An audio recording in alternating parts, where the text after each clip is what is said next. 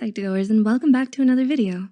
Thank you so much for all the love and support that you've given us. It enables us to take yet another walk down everyday psychology lane. So let's begin. What comes to your mind when you hear the word introvert? Is it that shy wallflower daydreaming in the social gathering? Or the quiet kid who rarely spoke up in class? But wait, did you know there is much more that describes an introvert than just their socializing frequency, or lack thereof? There are even different types of introverts. Who knew, right? By definition, introverts need time by themselves to recharge and avoid becoming emotionally drained. But according to research by a psychology professor at Wellesley College, there are 4 different types of introverts. These types take into account the varied personalities of introverts and acknowledge that introversion is a spectrum. With that being said, here are the 4 types of introverts. 1. Social introvert. A social introvert? Yeah, you heard that right. Social introverts are both the most outgoing and the most private of the 4 types. They don't feel shy or anxious in social settings and may even enjoy them, but they feel emotionally drained if they stay out for too long. While social introverts like spending time alone, they still want a few close friends they can depend on, and they tend to be the most social when they're among this group of friends. Someone who doesn't know them might even assume that they're an extrovert if they meet them when they're hanging out with their close friends. But social introverts won't share much about themselves to anyone other than their closest friends. 2. Thinking introvert. Here you can conjure the image of the daydreaming wallflower.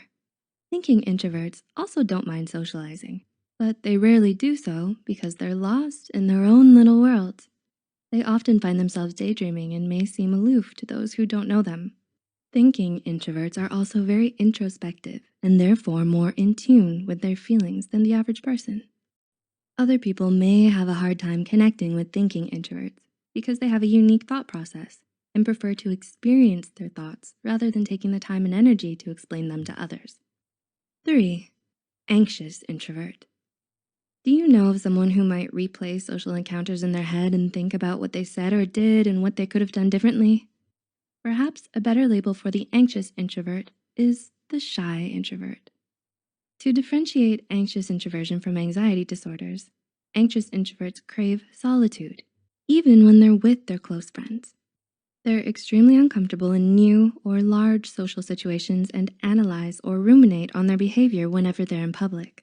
But it's important to look out for social anxiety disorders and not have the two mixed. In extreme cases, this aversion to social situations may develop into social anxiety. Although any personality type, introverts, extroverts, or ambiverts, can experience social anxiety or other anxiety disorders. But if you avoid necessary social situations because you have strong physical reactions, such as shaking, increased heart rate, or nausea during them, it is a sign of social anxiety and not shyness and requires professional attention. And 4. Restrained introvert. Now, this is your introvert next door kind of type. They get uncomfortable if they feel rushed into situations, especially social ones.